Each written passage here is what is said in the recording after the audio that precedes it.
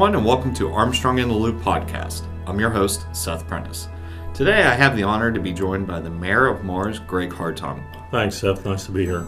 Greg, you have something very exciting going on in your community, and I thought it'd be a great opportunity to talk about it as the NASA Mars Discovery Project is well underway, and I'd love to learn more about it. Well, it all started back when we first entertained the notion that NASA could come to Mars, and Mars, Pennsylvania, that is, and be a part of the community in a way that might be special. So that's something that happened in 2015 when we had our first Mars New Year celebration, and NASA came, and they were as nervous as we were in having them come here because they had never been in such a small venue with what they do.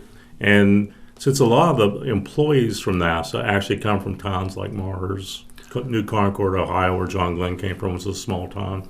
They all resonate to the small town, but they're often in big venues like D.C. and Dallas and Los Angeles. So it was a first time for both of us. And when it worked out so kind of serendipitously unique and cool, they said, we're willing to come back. So now we've done it 3 times, and that's led to the conversation about possibly something sustaining to Mars, about a Mars Discovery Center that would be STEM education or STEAM education relevant to traveling to the planet Mars and living on the planet Mars at some point in the near future, which is the 2030s NASA's talking about, where we could actually maybe have at least an astronaut orbiting Mars. So we'll see. That's amazing. Just to back up real quickly before moving forward, how did the idea of a Mars New Year actually come to be, as I'm sure you could have been using this whole space theme for the town for many years? Well, it has been used off and on through the years in probably infrequent periods. The spaceship that we have downtown, that's really 2 large boilers that were fashioned to look like a spaceship that some guys got the idea to build, actually became the centerpiece of our town as a flying saucer back in the 70s. And since then, periodically, then when there was an anniversary for the community or whatever, an astronaut or someone was invited. But there's nothing that was done on a somewhat regular basis. So when I became mayor in 2015, I talked with the Historical Society, who up till that time had their traditional Earth New Year's on December 31st. They began in 2000, had 900 people there. Wow. And then it just gradually got smaller and smaller as the weather is so unpredictable and things sort of have a certain space of time to live out their life. And I thanked the Historical Society, and they said, you said something about doing something new. And I said, well, did anyone wonder when the planet Mars may have its New Year's, because it may not be on December 31st. And they said, cool, when is it? And I said, I don't know. They said, well, you're the mayor, find out. So I called the Jet Propulsion Lab up one day in Pasadena, California, who's in charge of the exploration of the planet Mars. And I talked to the public relations office, and actually it was a guy by the name of Guy Webster, who I talked with, and remembers distinctly. Because I said, Guy, this is the mayor for Mars. He said, we get these calls all the time. I said, no, Mars, Pennsylvania. And he goes, by chance, I was just at Clearing University last week, and I drove past a sign on the Interstate 79 saying Mars. I said, well, that's us. He said, well, how can I help you? I said, when's the next Mars New Year on the planet Mars? This was in October 2014. And he said, it'll be June 2015. I said, well, we got time to do something. He goes, well, what are you doing? And I explained to him. He said, let me get you in contact with some people at NASA that would love to be a part of that. So that's how it all got started. That's amazing. Yeah. All right, so let's get back to your Discovery Project. What's the current state of this Discovery Project? And I know you're doing a lot of fundraising. Right. The key thing this year was, through the first part of the year, having Senator Hutchinson and Lieutenant Governor John Fetterman helped me to get people together in Harrisburg to hear the story of Mars and Mars New Year and our relationship with NASA and the willingness for NASA to work with our community to have possibly a STEAM or STEM education center in Mars, and that we would need some type of state funding possibly to help launch into the doing what we hope to do.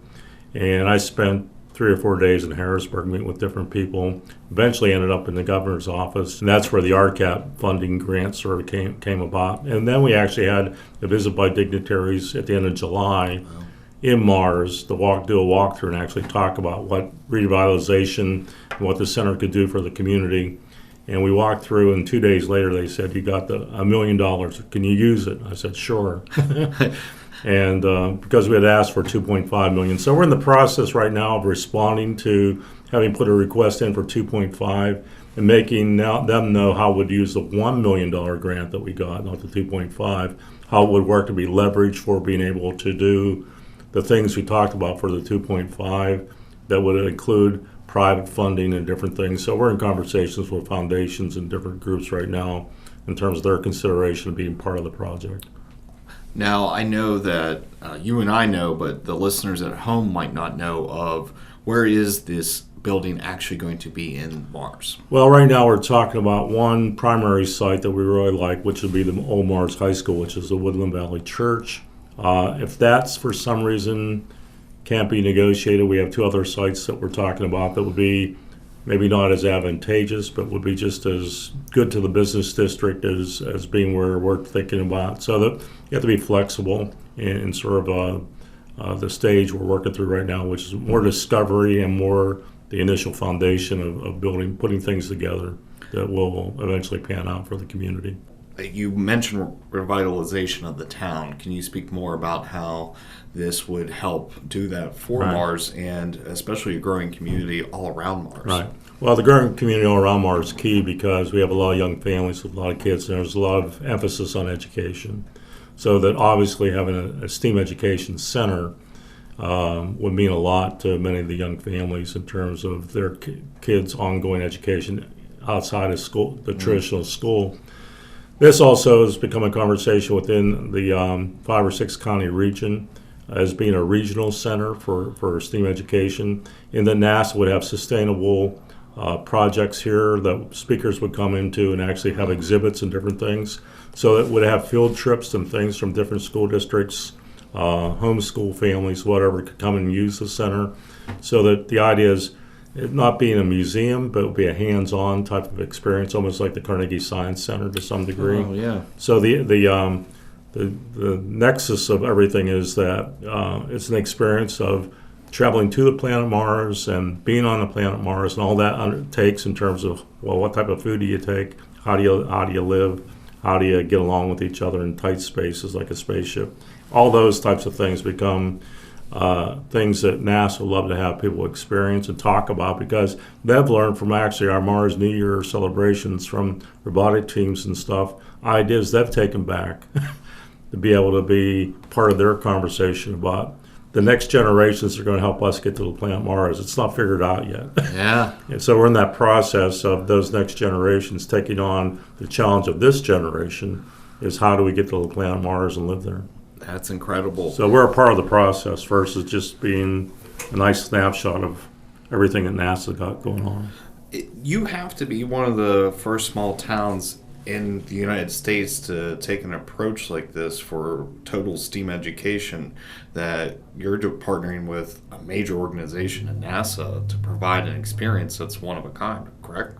That's a good question. I don't know the answer to it. We may be one of the only. I'm not going to put my neck out and say the only, but again, when you talk about Mars being a small town, we're a small town in the midst of a rapidly growing area, Cranberry and Adams Township and that. So that the resources here are becoming more and more available to do some really interesting things. We've seen the Lemieux Center and different things happen in Cranberry. So it's a growing area that has a lot of capability to do things like what we're talking about. You recently had students from Chatham University do focus group surveys with residents of Mars. How did that support your current efforts? That was a way for people to have an open voice to talk about things. And so I often went to the Wednesday evening gathering. It could be at the Penmar Plaza, or it could be at the St. Killian's Fellowship Hall, the library. We had 4 different places, Stick City Brewing. And what I usually did is I went as the mayor, introduced the team, And then I got out of there because I didn't want people to be writing things to me as the mayor that they felt I wanted to hear. I wanted them to be comfortable enough that there was no one there influencing them to comment. Just went through a whole presentation with what they brought back. Food sustainability, with our having lost our grocery store recently, is a key conversation. And we continue to have conversations about what is the next step in terms of small town grocers, because the traditional stores aren't going to work because of the grocery industry and the nature of it. So we're looking at new types of marketplaces, all sorts of things with local farmers. So we're having conversations that are kind of exciting. And Chatham University's Eden Hall campus is a part of that conversation because they're all about sustainability. So it's really kind of a nice hand-in-glove mix of putting some things together from an educational standpoint. And then they also picked up mobility. The whole concern for small towns when you're in the center of a community like the growing areas we're at is how do you connect people with bicycle paths, walks, and different things, which fortunately the new 228 Pittsburgh Street exchange has been just put in on the edge of Mars and Adams Township. We fought heavily with PennDOT to include bicycle lanes and sidewalks to be part of that because we felt that the growing nature of people wanting to not just use cars is going to be key for the future of small communities connecting with other communities in the area.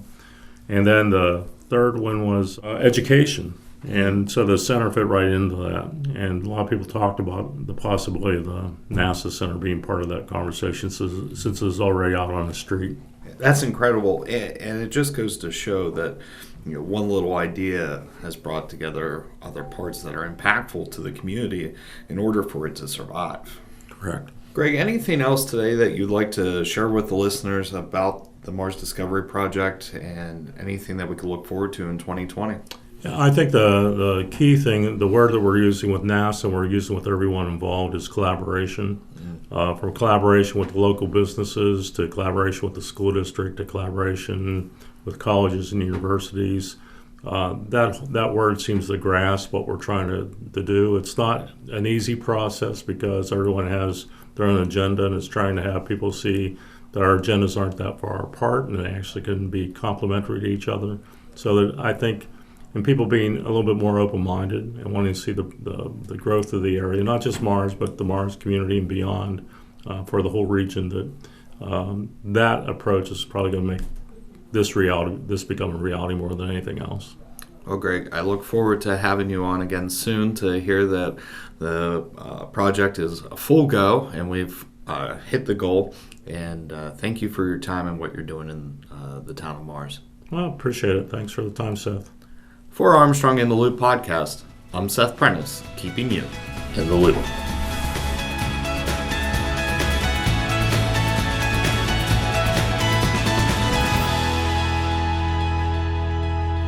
Are you enjoying Armstrong in the Loop podcast? Great news! All past and current episodes are available on popular streaming apps and websites. Search Armstrong in the Loop podcast and subscribe today.